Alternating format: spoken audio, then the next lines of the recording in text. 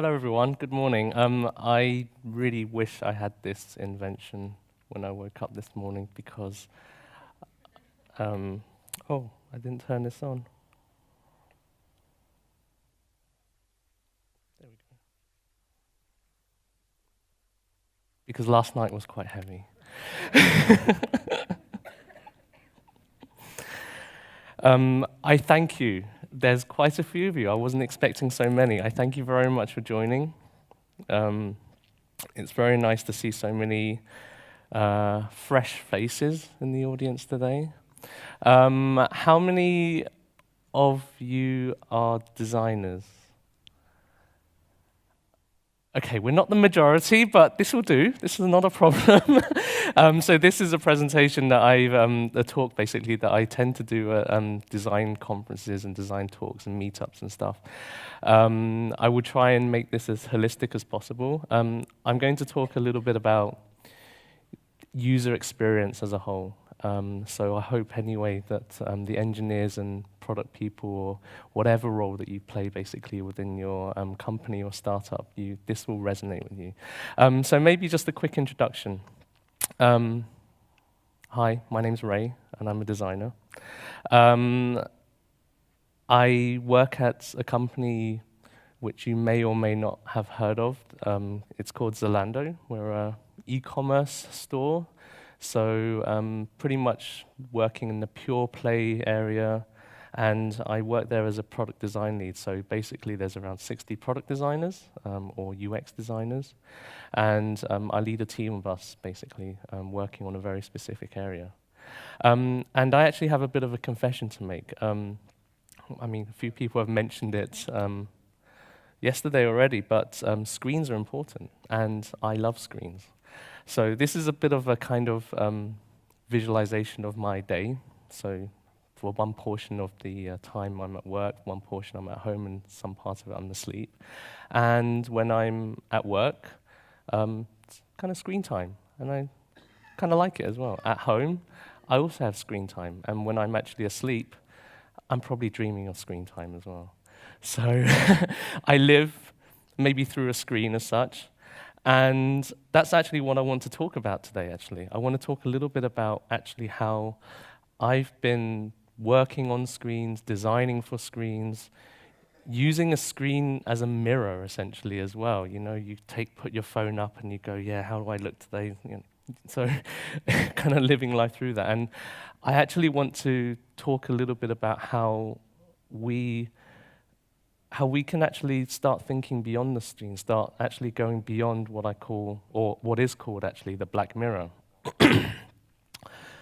So I haven't become a technological monk. I still sit in front of screens. I still love them way too much. But actually, as a UX designer, I've been thinking a lot about how we can use our skill set, our powers in a slightly different way. And actually how we can start affecting things beyond this black mirror, this screen as well and stuff.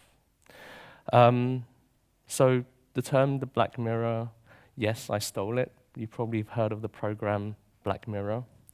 It's a super awesome TV show. If you haven't seen it, I'd recommend it. Not now. Please watch my presentation, but you can watch it afterwards. And it actually comes from a coin term. It's a term basically which talks about all of the screens of your gadgets, the TVs, mobile phones, all of the stuff, basically computers that you use on day in, day out. The black mirror is the one that you'll find on every wall, on every desk, in the palm of every hand, the cold, shiny screen of a TV, a monitor, a smartphone, and so on.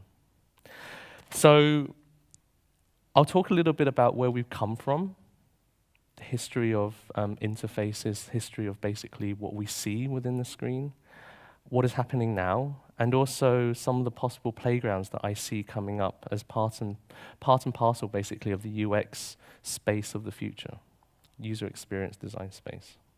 So to enter the black mirror, we need to go back in time a little bit. And back then, as designers, we were blessed with amazing opportunities like this. Very simple interfaces which had opportunities to actually apply user interface designs. Think about the user. think a little bit about human-centeredness, basically, because this was not very usable, this interface. It's simple. It's probably easy to find things, but it's not super usable. It's not intuitive in that sense. There were also other interfaces as well. This was a website, but you also had essentially applications. Other areas that were huge opportunities for designers to actually manipulate, to polish, to make things a little bit easier for customers, for users, to make things a little bit more mature in a sense as well. You take a look at this screen, it's amazing, all of the different links and stuff, so much going on. It's just such a huge world, right? But then it's a bit of a mess. It's hard to find actually, what is the first thing I should be looking at? How do I get to something? You also had websites like this as well. And it's beautiful in its own right. I love the chicken that's walking along, it's amazing. And today we've kind of grown up a little bit. We're a bit more mature, as I mentioned. It's a bit cleaner, a bit more usable. It's maybe the interfaces, they're subjective, but it can be seen as enticing in a way as well. So I showed you the Yahoo of the history. This is the Yahoo of now. It's pretty cool, it's pretty clean, pretty unique, pretty simple. It's digestible, lots and lots of information still, but you kind of understand where everything is. You want to search for something, bam, there you go, right at the top. You know what the hierarchy is. You know what's the most important thing. Through iconography as well, you can also recognize types of information. So you have iconography denoting weather, and that's super clear, basically. You also understand that you can scroll on this page. So it's engaging in a good way. I mentioned unique. Maybe it's not so unique, because you also have other websites like this as well. This is eBay. Main functionality is clear, search at the top again. Big, great information hierarchy, very super simple to actually get to grips with. A large kind of hero teaser with a very clear call to action. Secondary teasers as well. The page fold is pretty clear. You can scroll down. Something's hiding underneath, so you scroll. Simple navigation. This still is actually the same if you go to Ling's Cars, so they haven't actually changed too much. But let's look at other sites, actually. So this is Apple. Recent screenshot, very simple again, nice big kind of hero image, cutting the iPhone X off a little bit in your viewport so that you know you can scroll down. You know what the main message is. You know where the navigation is. You want to search for something, you want to check out your shopping cart, you can also see it there as well. Nike, again, pretty simple, pretty clean. Nice big hero image, some smaller teasers down below.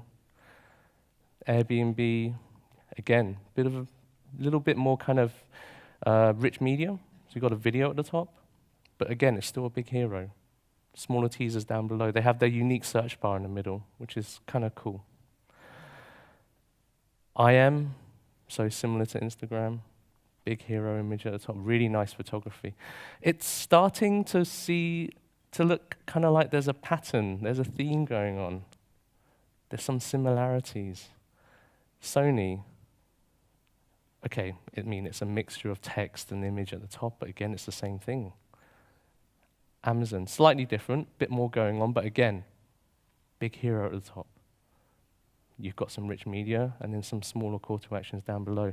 Campsy, a small thing, they've just copied Airbnb here. You look at this one here as well. They're all starting to feel very, very, very similar. 99% of the internet is starting to look the same. It's not a fact, it's just something that I've written down because I want to make a point. I want to make a point. And this is actually something that was sent to me by a colleague, and it's from a Twitter post. If you're designing a website, you're more than likely going to be designing one of these two layouts. So where are we moving? We're starting to see some kind of convergence, basically, in terms of experience design or graphical interface design. starting to get a convergence in design aesthetic as well. You look at some of those things, you start seeing similarities. There are trends, there are fashion basically that we're following. And why is that? If you take a look at call to actions, buttons and stuff, does the world really need another button? You have so many different styles going on here. You have ones with gradients going through, you have ones that are round, ones that have lodgings kind of shape. You've got ones with arrows coming out of it, with things that, iconography basically being accommodated inside, just text and stuff. It's convergence. We're starting to use patterns. The world does not need another button. There are plenty of patterns out there that you can use. A very well-known pattern library, actually from a graphical GUI point of view, is actually material design. It was introduced a few years ago, and people are using it. It's really simple. It's a great style. It's a great, basically, library of interface patterns to use. It's a great system. So there's also a convergence in best practices. So what is actually left to design now? What do we as designers do? I mean, yes, we can look at the experience, but if you take a look at our counterparts, you have UX design, UI design. What do the UI designers do? Are we finished? Have we run out of things to design? Are we running out of UX problems? No, probably not. What we just need to do is actually think a little bit outside of the interface, because if you think about UX design, it's bigger than that. This is a photo I took recently of our apps design team in a workshop. I mean, it's not so dissimilar to what you see every day in a bar or a club or like in the train station and stuff anyway. But everyone is just focused within these screens. Everyone's looking at them, consuming them. We need to actually break outside of it. I want to go back to some wise words, basically, that those of you that work in the design industry, you might have heard of him, Norman Nielsen. And he was what you would call a UX architect. And actually, rather than me saying it, I'll just let him basically talk about what UX actually really means to him and what it should really mean, actually, to the whole practice and the whole community. So hopefully this works. Once upon a time, a very long time ago, I was at Apple. And you know, we said the experience of using these computers is weak. The experience, when you first discover it, when you see it in the store, when you buy it, when you, can't fit it into the car. It's in this great big box. It doesn't fit into the car. And when you finally do get it home, opening the box up and, it looks scary. I don't know if I dare put this computer together. All of that is user experience. It's everything that touches upon your experience with the product, and it may not even be near the product. It may be when you're telling somebody else about it. That's what we meant when we devised the term user experience and set up what we called the User Experience Architect's Office at Apple to try to enhance things. Now, Apple was already pretty good, so we were starting with a good product, making it even better. Today, that term has been horribly misused. It's used by people to say, I'm a user experience designer, I design websites, or I design apps, and they have no clues to what they're doing, and they think the experience is that simple device, the website, or the app, or who knows what. No, it's everything. It's the way you experience the world, it's the way you experience your life, it's the way you experience the service. Or, an app, or a computer system, but it's a system, it's everything. Got it?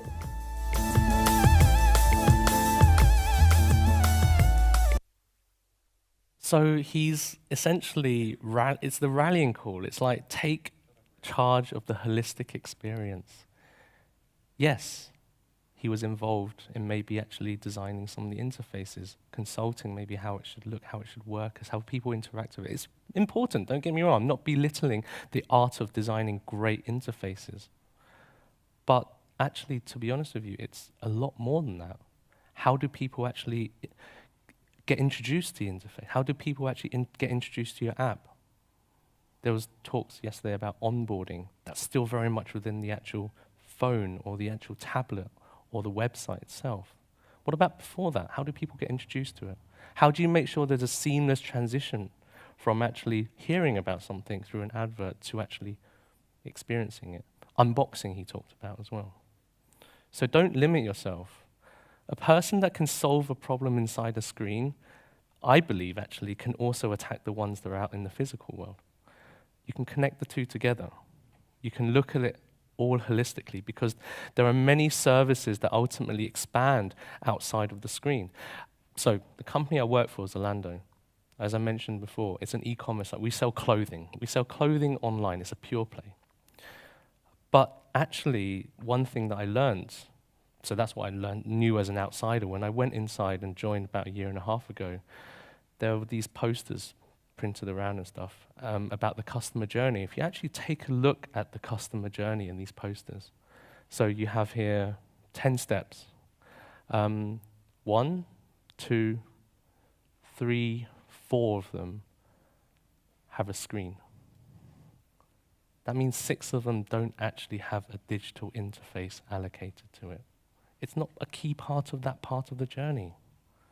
So as a UX designer within Zalando, what are you to do? You need to look after this whole customer experience. That doesn't mean you should just focus on those 4 things. You need to look at it holistically. You need to tie everything together. You need to weave it all together. So a majority of the customer experience at a company like Zalando, which externally you might go, oh yeah, it's just about an e-commerce shop. Actually, it's much more than that. And a lot more happens in a customer's interaction with Zalando that doesn't involve a screen. So it's an interesting point of view for a tech company, right? So wherever you are, I think there's always an opportunity, whether you work at a small startup that's doing something around fintech, if you're doing something around, there's always an opportunity to go broader than just your black mirror. Because at the end of the day, with all of these, with the maturity basically, the maturation basically of design, the era of traditional UX design is over. As was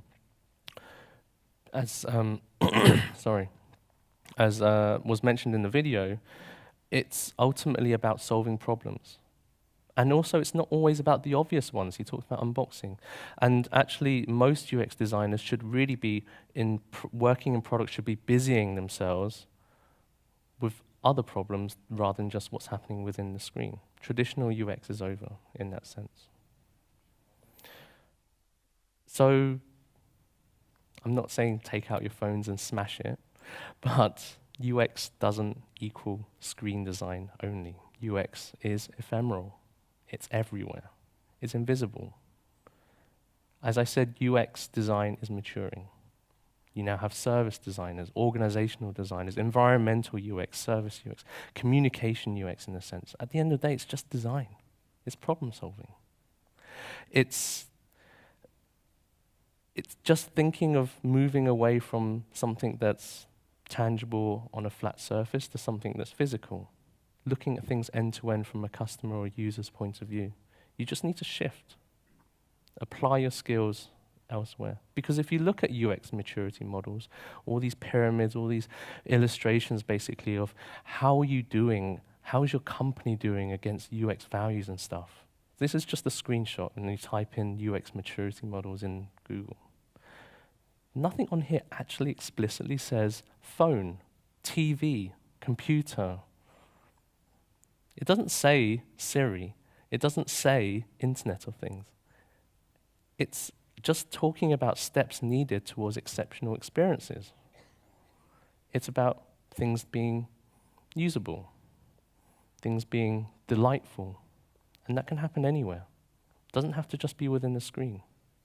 And it's something that at Zalando we've kind of adopted a bit as a mantra, and lots of visualizations, as you can see. There's some simple, some complex. We created our own, we refined it, something that's relevant for us, and it's just very simple basically. It's a pyramid, kind of aligned with Maslow's hierarchy of needs, if you will. At the bottom we ask the question, are things useful? Is what we're creating useful?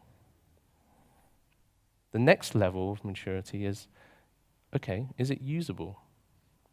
Can people get to it? Can they get through it? With ease. And then the third, and probably one of the most toughest things to do is, I use the term delightful, but you can also interchange it with the word, is it joyful? Does it make you smile? Does it give you a positive feeling?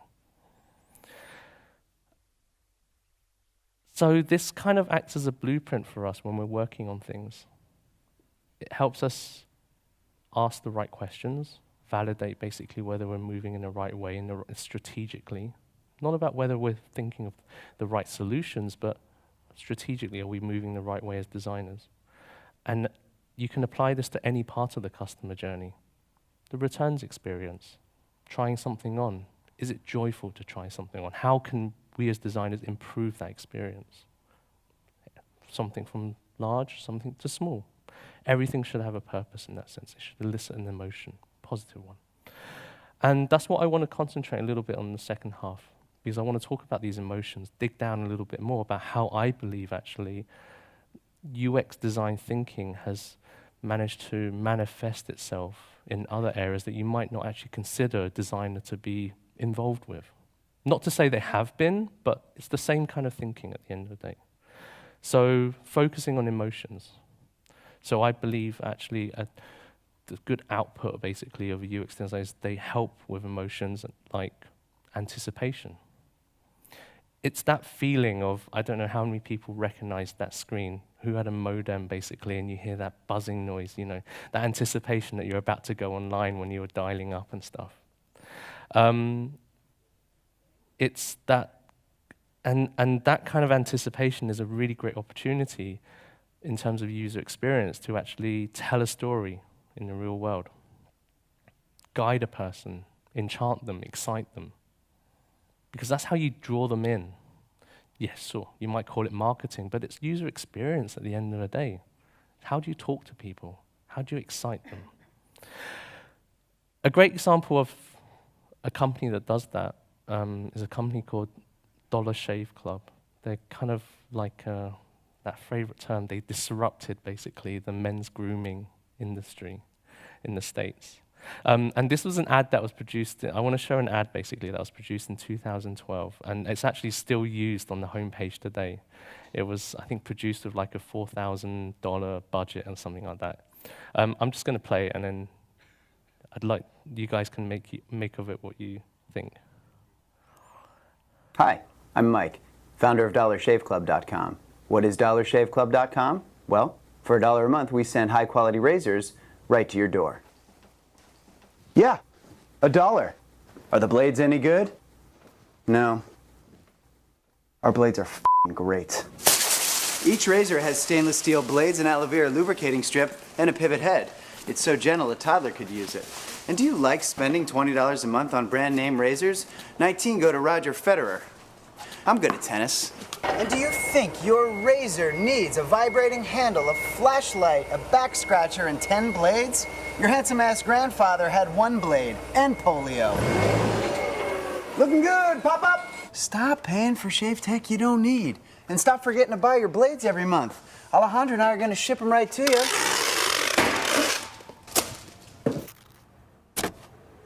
We're not just selling razors, we're also making new jobs. Alejandro, what were you doing last month? Not working. What are you doing now? Working. I'm no Vanderbilt, but this train makes hay. So stop forgetting to buy your blades every month and start deciding where you're going to stack all those dollar bills I'm saving you. We are DollarShaveClub.com, and the party is on.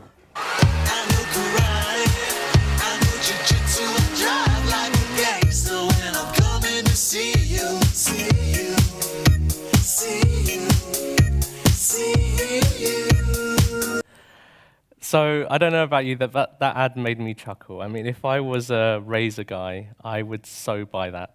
And actually, what's great about it is that feeling. If I saw that ad, I'd be like so excited. Now, if they'd ship me everything in just the, paper box and stuff like that, open it up, I'd be fine with that. Because it's still usable in a way. It's still useful to me. But is it joyful? And that's what I mean. Dollar Shave Club have gone further. You actually take a look at the unboxing experience. So the communication style of that ad, that kind of twinkle in the eye, that kind of cheekiness, it's pulled throughout the whole unboxing experience through print. So yes, it's not a digital touch point, but it's something that a user experience designer can actually figure out. Someone that you can actually work on it. What's great about this is the copywriting. That's one thing that I believe is integral to a great user experience. Copywriting is often kind of like completely underestimated and stuff like that, the power of great copywriting. It's something that we have to improve, but that's for another story. I'd recommend you check out the unboxing videos. You know, they have huge advocates basically for their service and they love it. And the ingenuity basically of the packaging is great as well. Not just the messaging, but also how you open it up.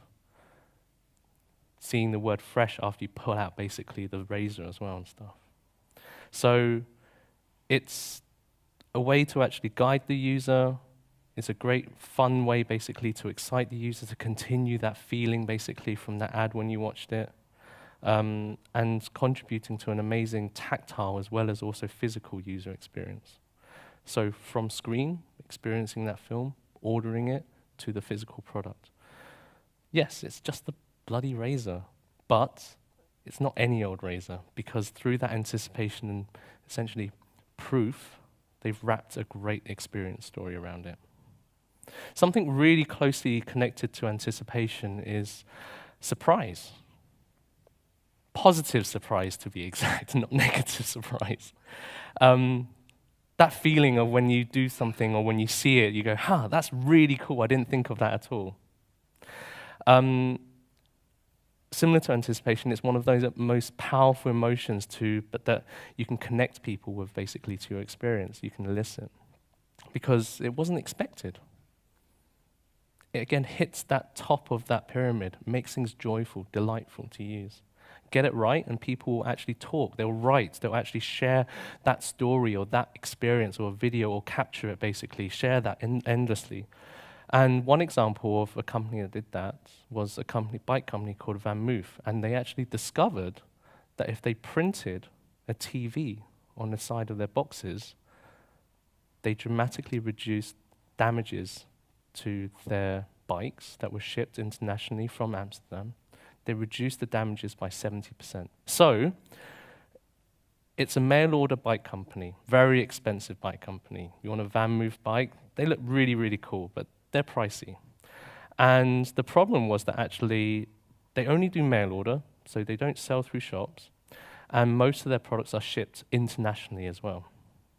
And quite a lot of bikes that were shipped out were always returned back by the customer or by the shipping company damaged because they weren't taking care of the package. The transit companies were not taking care of the package. They tried fixing it by changing transit companies, changing logistics companies, using a different using DHL instead of Hermes or something like that, using FedEx instead of UPS. But no matter who was doing the shipping, too many of the bikes were actually arrived to the customer looking like they've actually gone through some metal crunching machine or something. Things were bent out of place, and so customers were not happy. They had huge anticipation, huge excitement, but they were negatively surprised. And so by doing something very simple, because they figured out that actually these boxes that they were shipping the bikes in were pretty similar in size to flat screen TVs, they just thought, do you know what? Flat screen TVs are never damaged. And so this messaging wasn't actually for the customer, it was almost for the transit companies. However, because the customers saw it at the end, they were like, oh, that's really cool. You really done something, thought about it, that made sure that this product gets to me in the perfect condition. So I can really imagine the smile, the joy of the customer, and people were sharing it. People were taking photos of it and sharing it. When they received the bike, they go, wow, that's really ingenious. And of course, it helped the business. It helped the business save money. It helped them increase their profits, so everyone's a winner. And this thinking, again, could be done by a UX designer. Apply those principles, apply that thinking, rather than just within the screen, outside of the screen. So customers were feeling great because they felt they were being looked after. at the end of the day, another feeling, another kind of emotion that you want customers to feel, users to feel, is helpfulness. So this is a really interesting photo. I found it online, but only because I had experienced a similar thing as well. So when you're buying a ticket in Japan, it's confusing. It's a different language, so we're confused. But if you're Japanese, it also can be confusing. And there's a little help button. You press the help button, and you kind of expect some customer care agent on the other side of the, to actually be on the other side of the speaker or something like that. You press the help button, and this little hatch pops up, opens, and this guy pops out of it. And he does the little reach around to help you with actually making a purchase. This is not an urban legend. It actually happened to me in Japan. So we were at the train station, and that's my friend looking very, very surprised. And you can see the woman behind, basically. And once you got over the weirdness of it, I mean, you're in Japan, so there's a lot of weird things happening. But once you got over the weird things, it wasn't actually just funny, but it was really helpful. And people that weren't there, so a friend of mine commented on it. I can't read it properly, but it says, haha, actually, so that's the positivity, the funny side of it. Actually, that's really great customer service. Again, unexpected, but helpful. That's what you want, that's what customers want to feel. So yes, it might be weird, but it's helpful.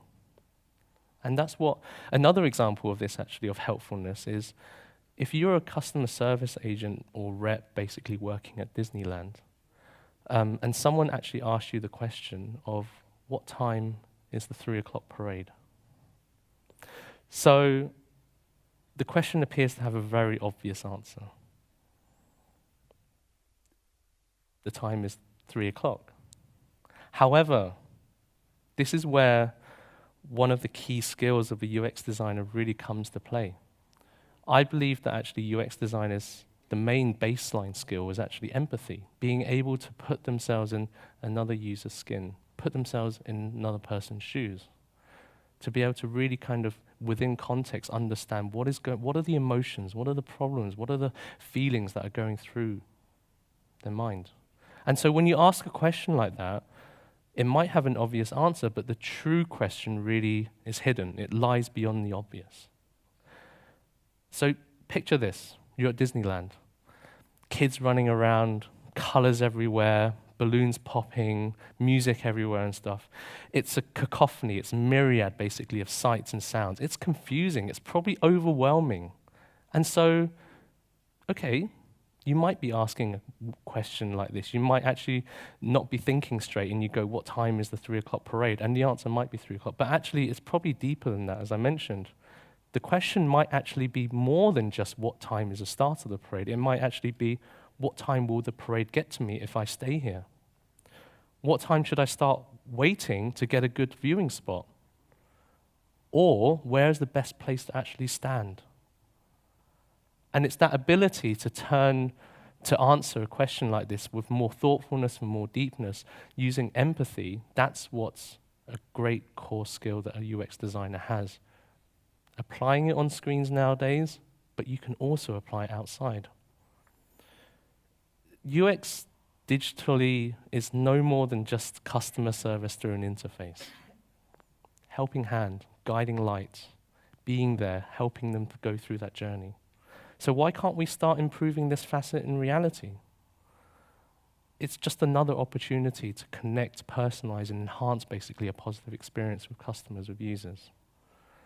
Because when you're actually there and you see basically, you do user tests and whatever, or if that customer rep was there basically, they see what happens. When you connect to someone, ultimately you get that feeling of reassurance because you want to reassure them.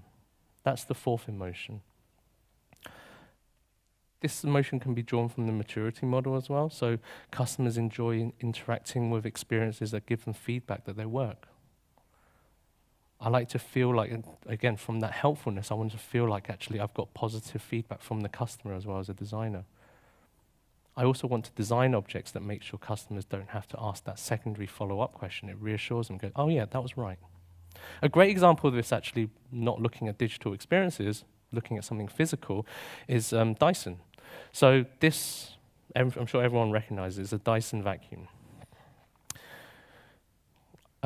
It vacuums, it sucks harder than any other vacuum. That's what, yeah, that's what they say. It's super powerful, super strong.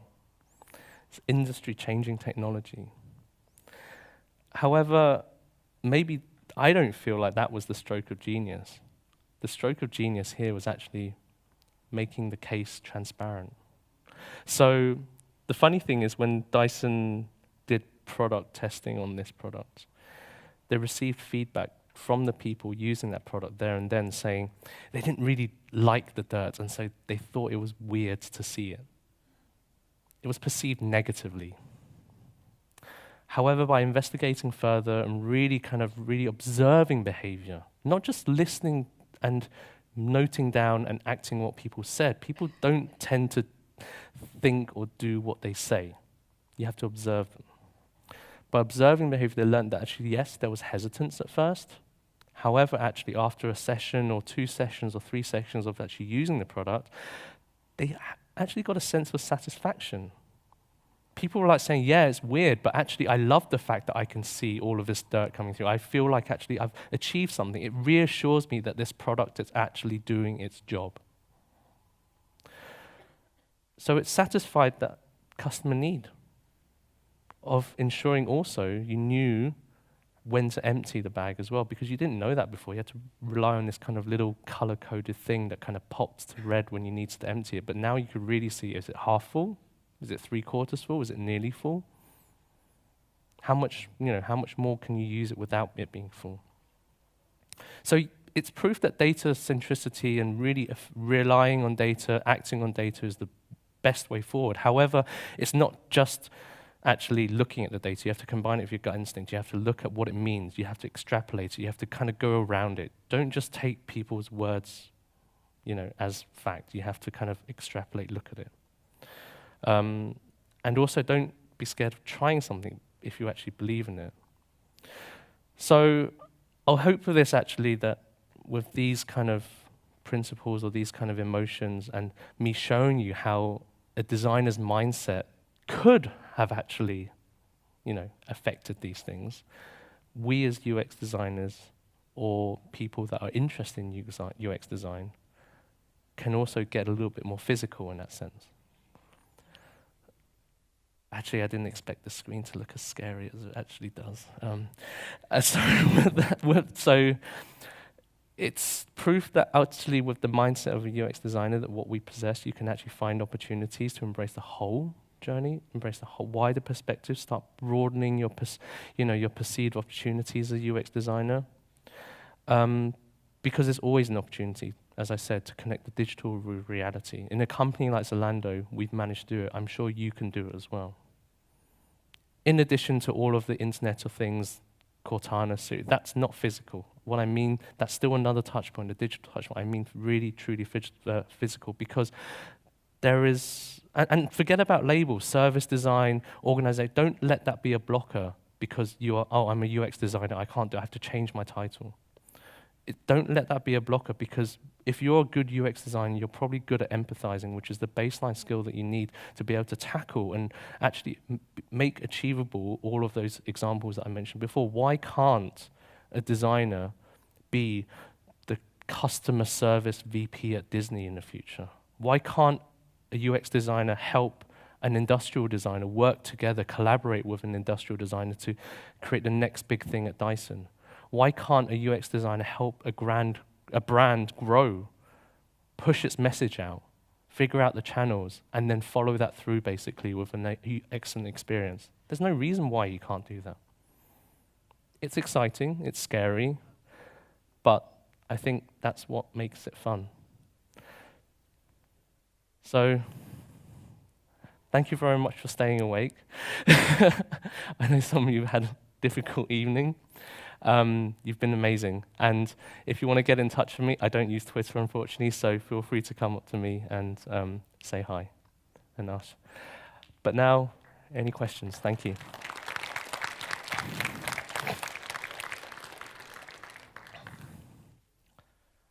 Some questions?